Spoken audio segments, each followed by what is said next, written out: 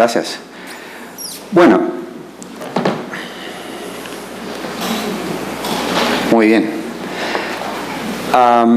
El objetivo de mi presentación es intentar presentarles un modelo gráfico, económico, y por eso les pido disculpas, simples,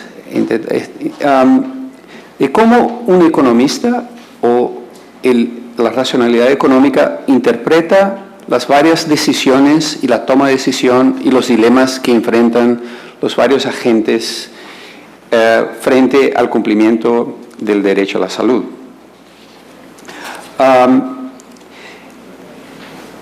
Yo quería explicarles que desde un punto de vista económico, el sector salud tiene dos características muy especiales y eso tiene un impacto importante sobre la interpretación económica del sector salud. La primera de ellas es la asimetría de información.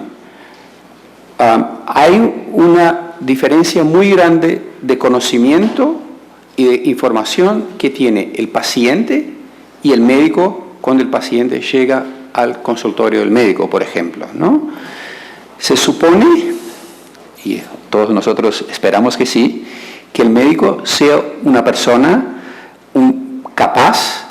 capacitada, con el conocimiento técnico para interpretar el problema que tiene el paciente. Nosotros vamos, bueno, tengo un dolor aquí, o escucho un ruido allá, no sé, bueno, es como un mecánico. Cuando yo voy a un taller mecánico, bueno, no sé, mi auto hace un ruido así, ¿no? Y, bueno, uno espera que el mecánico sepa identificar por lo que yo le presento y por su conocimiento técnico el problema y lo pueda resolver.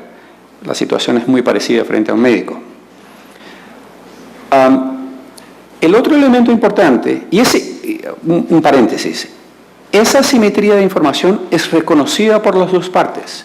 Yo sé que el médico sabe más que yo de salud, ¿no? El segundo punto es que el consumo, desde un punto de vista económico, el consumo de ese producto, de ese servicio, atención médica, se da fuera de un contexto que está afuera de la normalidad, ¿no? Nosotros cuando consumimos comida, compramos una ropa, etcétera, estamos en un momento normal de nuestras vidas. Cuando no estamos delante de un médico o de un problema de salud, estamos frente a un problema diferente. Estamos en una situación anormal, estamos enfermos. Y dependiendo, obviamente, de la gravedad de la situación, esa situación de normalidad cambia muchísimo, ¿no? Entonces, muchas veces se explican por decisiones que las personas toman que no serían tan racionales, ¿no? Esas dos características del sector salud tienen dos implicaciones importantes desde el punto de vista económico. La primera de ellas es que un principio muy básico y fundamental de la teoría económica es violado, que los consumidores, la teoría económica asume que nosotros consumidores, cuando tomamos las decisiones de comprar o consumir un cierto bien o servicio, estamos plenamente informados y somos capaces de tomar decisiones muy racionales, ¿no? Como yo intenté explicar frente a esas dos características del sector salud, ese principio básico no funciona en el caso de salud. Eso se resuelve de cierta manera al formarse una relación de confianza implícita, a veces explícita, entre el paciente y el médico, ¿no? Yo creo que el médico está preocupado exclusivamente en mejorar mi condición de salud, ¿no? Yo espero que el médico, al prescribir el medicamento, o el tratamiento, el servicio o la internación hospitalaria, esté llevando en cuenta solamente mi interés, no su interés como médico, por ejemplo, ¿no? Como su interés económico, ¿no? Yo le le voy a prescribir un medicamento o un servicio X que es más caro, entonces yo puedo cobrar más, o lo que sea, ¿no? Entonces, se espera que exista hay una relación implícita de confianza entre el paciente y el médico. Bueno,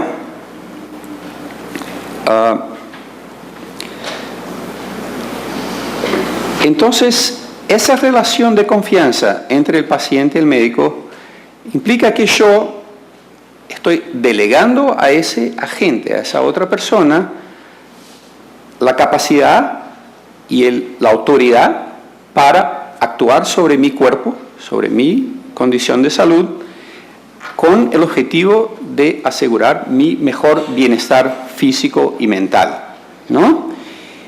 El médico, esa relación entre el paciente y el médico es una relación que nosotros llamamos una relación de agencia. El paciente es el principal, lo que nosotros llamamos, ¿no? Que delega al médico, que es el agente mío, porque él sabe más que yo, él conoce mejor, etc. Yo le estoy delegando la responsabilidad y el mandato de tomar decisiones por mí, ¿cierto? Eso no implica, obviamente no es unilateral, el médico tiene que consultar al paciente, etc., pero le estoy delegando poderes a ese agente. Nosotros podemos interpretar una relación parecida entre el ciudadano y el Estado. Nosotros como ciudadanos hemos delegado al Estado la función de asegurar nuestro bienestar en varias áreas, ¿no? La seguridad, la entregamos a la policía, el ejército, no en el caso de Costa Rica, pero en la mayoría de los países, las Fuerzas Armadas. La justicia es una otra función que nosotros hemos delegado al Estado, y la salud pública también, ¿cierto? Entonces, uno puede decir que hay también una relación de agencia entre los ciudadanos, que no somos los principales, y el gobierno o el Estado, que es nuestro agente. A ellos les hemos delegado la responsabilidad de hacer cumplir con nuestros derechos, incluyendo el derecho a la salud. ¿Cierto? Muy bien. Entonces, tenemos también una relación de agencia entre el ciudadano y el Estado. Pero el Estado es un ente abstracto, ¿no? El Estado necesita de ciertos agentes operativos para hacer cumplir sus funciones.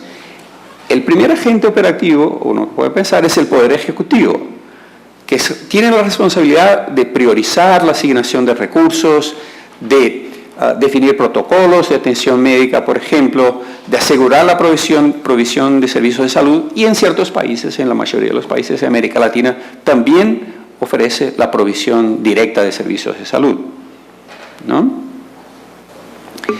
El Poder Legislativo es el otro agente operativo del Estado. Él tiene la función, el papel, de elaborar y promulgar leyes que pueden afectar mi condición de salud, mi derecho o mi acceso a servicios de salud, y etc. Y finalmente está el Poder Judicial, que tiene la función de hacer cumplir la realización del derecho a la salud, ¿no? Muy bien.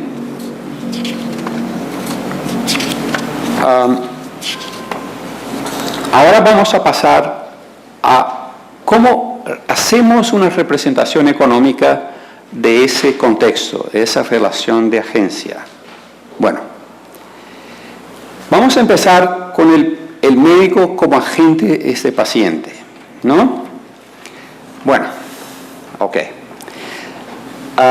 Aquí tenemos una curva que muestra los beneficios esperados de un tratamiento médico, ¿no?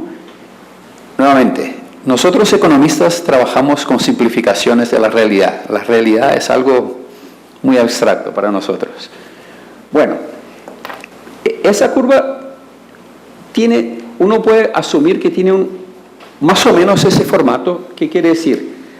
Por una cierta, en el comienzo, aquí en el X horizontal, tenemos la cantidad de atención médica y en el X vertical los beneficios esperados de esa atención médica.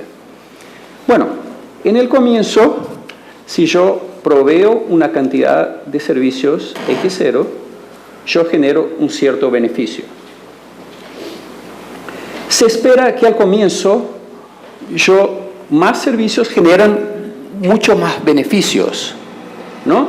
Entonces, si yo aumento un poquito más, le proveo más atención a una persona de X0 para X0 línea, hay un aumento en beneficio igual a eso, a esa distancia, ¿cierto? Pero en la medida que yo voy caminando y ofreciendo más tiempo de internación, etcétera, el beneficio que nosotros llamamos el beneficio marginal, el beneficio adicional, va disminuyendo, ¿cierto? Estar 10 días o 11 días en el hospital posiblemente añade muy poco en términos de beneficio al paciente. Entonces, si yo paso de una cantidad X1 a una cantidad X1', el aumento de beneficio es mucho menor que al comienzo, ¿no? Esos son lo que nosotros economistas llamamos de beneficios marginales decrecientes.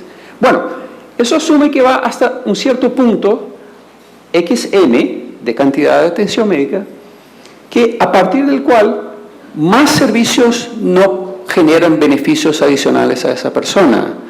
Incluso uno podría asumir que pueden generar beneficios negativos, ¿no? Estar más tiempo internado en el hospital aumenta las probabilidades de infección hospitalaria, otras cosas por el estilo. Pero aquí estamos asumiendo que hay un beneficio máximo a ese paciente que es dado por esa cantidad de atención médica máxima. Bueno, el médico como agente de ese paciente quiere llegar hasta aquí, dar el máximo beneficio posible a ese paciente. ¿Está claro eso? Bueno.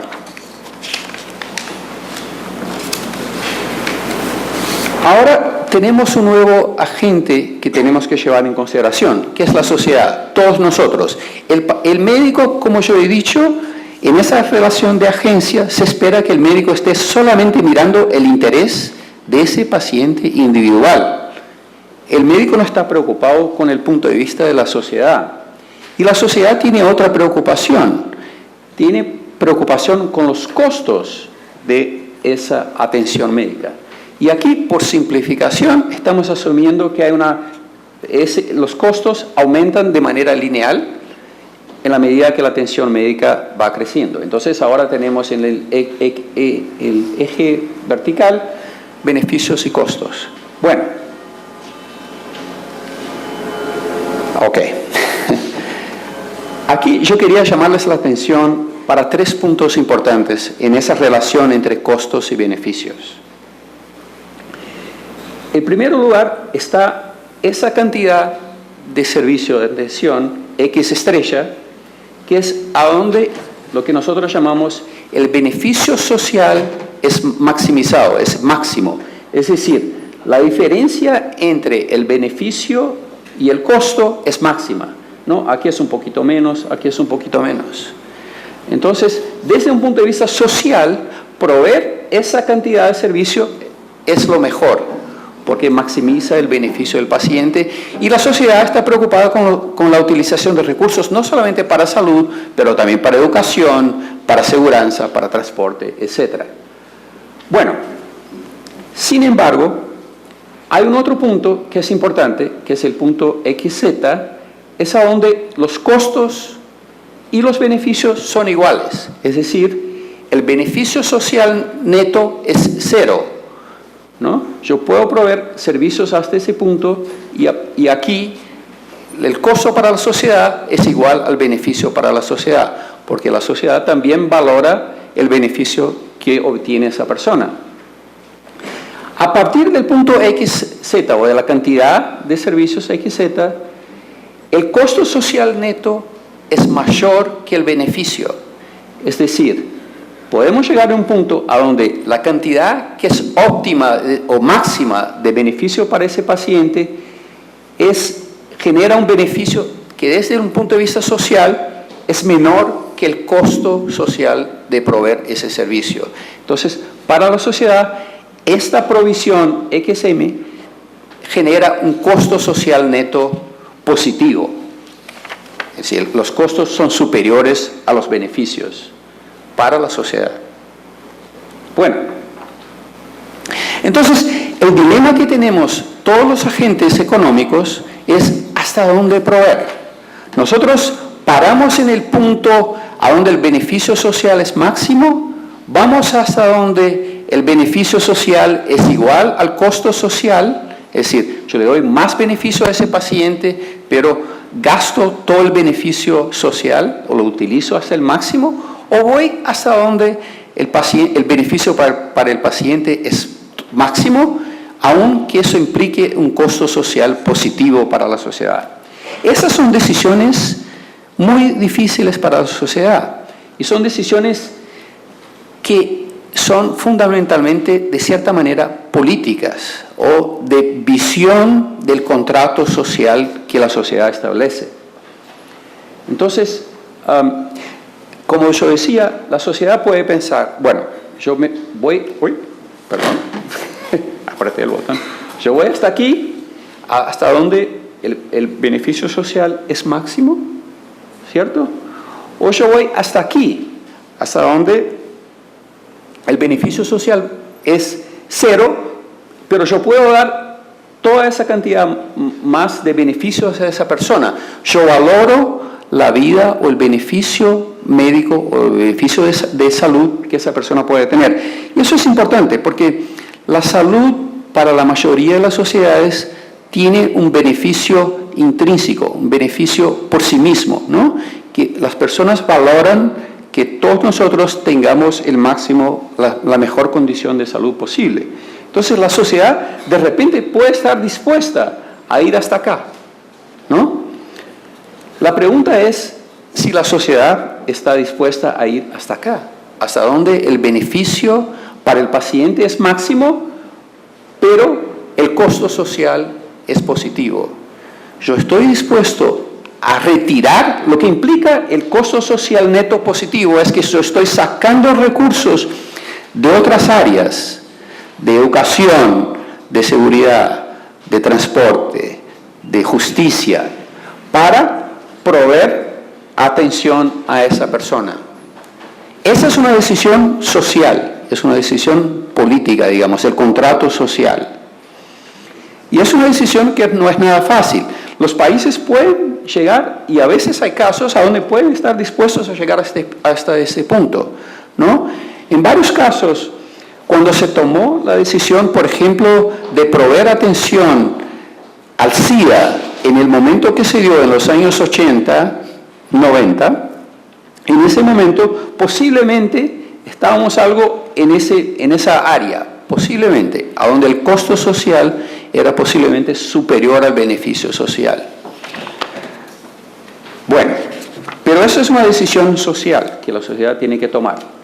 Bueno, traemos un otro agente a esa discusión, que es el tomador de decisión. La persona que está en el Ministerio de Salud, en la Caja Costarricense de Seguridad Social, que tiene un otro elemento a llevar en cuenta. Él lleva en cuenta no solamente el costo social y el beneficio, pero también el límite presupuestario que tiene delante de sí, ¿no? Y ese límite presupuestario es definido por arreglos administrativos, por la mayor o menor eficiencia del sector público, ¿no? Bueno, en el ejemplo que tenemos aquí, el costo, la provisión de la atención que genera un beneficio social máximo está por debajo del límite presupuestario. En ese caso, ese país o ese servicio sí puede proveer hasta X estrella. La verdad, él puede proveer servicio hasta XP, a donde el límite presupuestario es igual al costo de la provisión de ese servicio. Más para allá, eso es lo que está por aquí, la cantidad de servicios que igualan el beneficio social y el costo social, o o la cantidad de servicios que da el máximo beneficio al paciente están por encima de la capacidad presupuestaria de ese país. El costo es superior al presupuesto. Bueno, entonces, en ese caso, si yo soy el agente del gobierno, yo tengo que disminuir, yo no puedo proveer todo ese beneficio, yo tengo el máximo que puedo proveer es esa cantidad, es ese beneficio.